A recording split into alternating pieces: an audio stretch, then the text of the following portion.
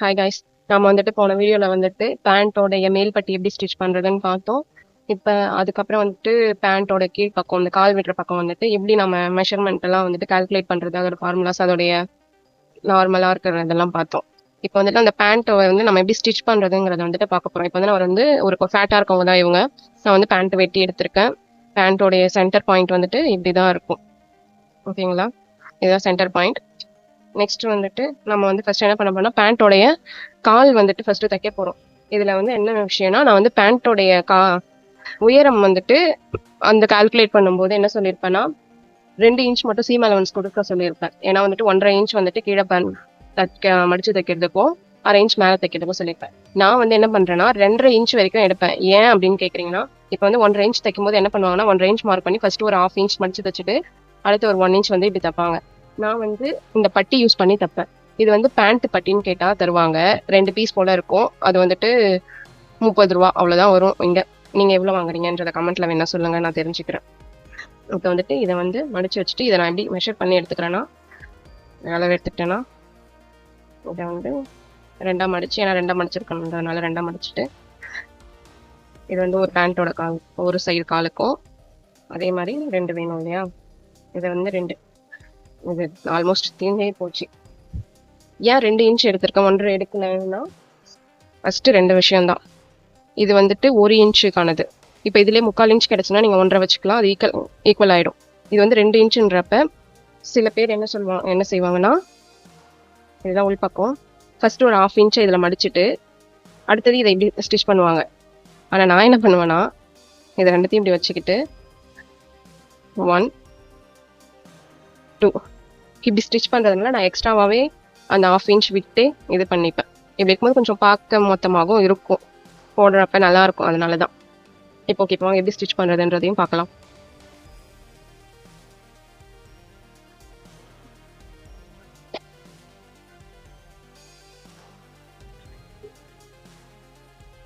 நீங்கள் நம்ம சேனல் இப்போ தான் பார்க்குறீங்க அப்படின்னா ப்ளீஸ் சப்ஸ்கிரைப் பண்ணிக்கோங்க. கண்டினியூஸாக வீடியோ போடுறதுக்கு நானும் ட்ரை பண்ணுறேன். உங்களுக்கு யூஸ்ஃபுல்லான டிப்ஸ் நிறைய கொடுக்குறேன். ஓகேங்களா? ஃபர்ஸ்ட்டு மேலே இன்னொரு ஸ்டிச் பண்ணிவிட்டு இப்போ நெக்ஸ்ட்டு இதுக்கு கீழே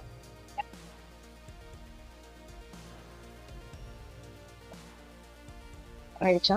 இப்போ இதுக்கு நடுவில் வந்துட்டு 2 ஸ்டிச் மாதிரி போடுவாங்க. இப்படி ஒன்று போடுவாங்க. 2 ஸ்டிச் போடும்போது இது வந்து கொஞ்சம் ஸ்டிஃபாக இருக்கும். இது ஸ்டிஃபாக இருக்குது, இது வந்துட்டு கால் கிட்ட ஸ்டிஃபாக இருக்கணும். அதனால இப்படிதான் இருக்கும்.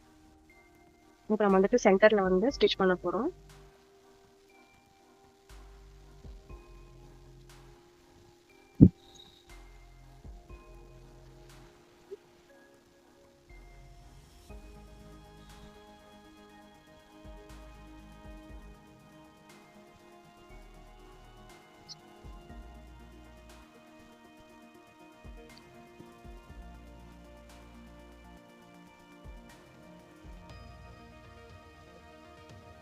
இன்னொரு சைடில் இருக்க காலையும் இந்த மாதிரி எடுத்து ஸ்டிச் பண்ணிக்கோங்க.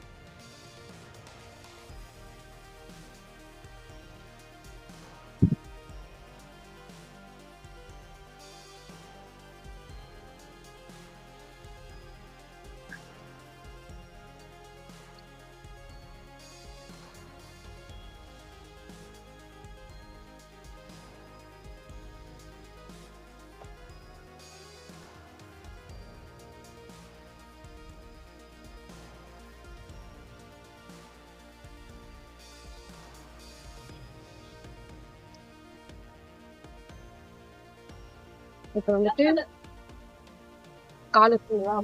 காலோடைய நல்ல பக்கம், இது கெட்ட பக்கம், தையல் உள்ள வர்றதுனால. அதே மாதிரி நல்ல பக்கத்துக்கு மேல இந்த நல்ல பக்கம் அப்படி வச்சுக்கணும். வச்சுட்டு இன்னும் ஒரு சைடு எடுத்து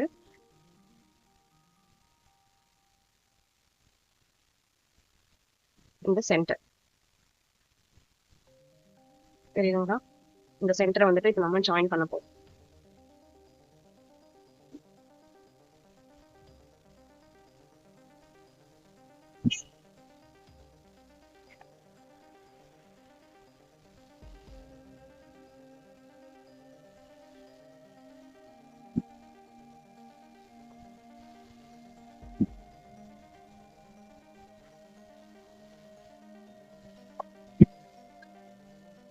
சென்டர் இங்கே மடிச்சு வச்சுட்டோமா? இதை இப்படி ஓப்பன் பண்ணிட்டு பட்டியில நம்ம ஒரு சைடு வந்து மடிச்சு தச்சோம் இல்லையா, அதே மாதிரி சின்னதா மடிச்சு இந்த இடத்த வந்துட்டு தச்சுக்க போறோம்.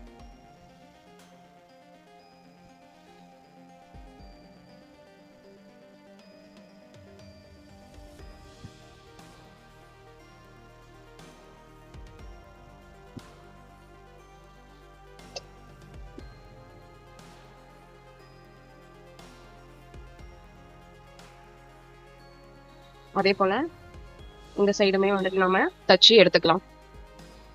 இப்ப வந்துட்டு 2 பக்கமும் இந்த மாதிரி தச்சு நாம எடுத்துக்கிட்டோம். இப்ப நெக்ஸ்ட் என்ன பண்ணணும்னா, இதை ஓபன் பண்ணிக்கிட்டு இதையும் நேர்க்க வச்சுக்கிட்டா நமக்கு 2 சைடு கால் கிடைக்கும். இப்ப நெக்ஸ்ட் இந்த கால்ல இருந்து இந்த பக்கமா வந்துட்டு தைக்கணும்.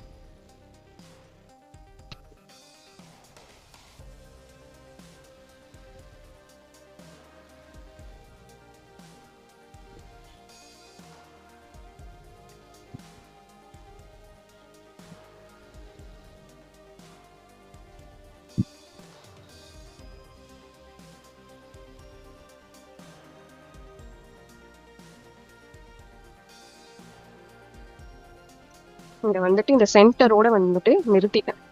அதே மாதிரி இன்னும் அந்த காலை எடுத்து இந்த பக்கத்துல இருந்து ஸ்டிச் பண்ண போறேன்.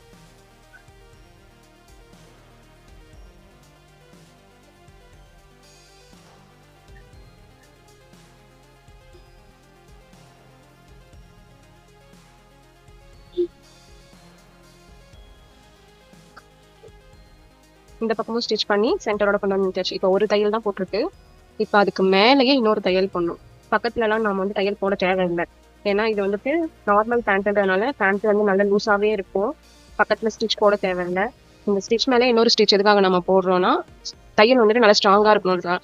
சப்பளங்கால் போட்டுலாம் உட்காரும் போது தையல் கிழிஞ்சிடக்கூடாதுன்றதுக்காக இந்த தையல் மேலேயே இன்னொரு தையல் மட்டும் போடணும்.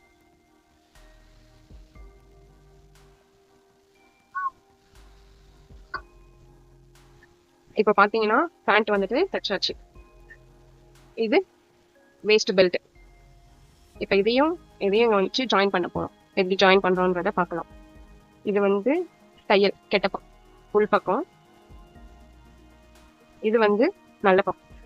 இப்ப இதை என்ன பண்ணா, இந்த நாடா வந்துட்டு இங்க கீழே வர மாதிரி வச்சுக்கிட்டு இதை ஓபன் பண்ணி இதுக்கு மேல இப்படி வைக்கணும். இது உள்பக்கம், இதுவும் உள்பக்கம். இப்படி ரெண்டுமே வெளிப்பக்கம் இருக்கிறது ரெண்டுமே வெளிப்பக்கமா வச்சுக்கணும். இது மேல இப்படி வைக்கணும்.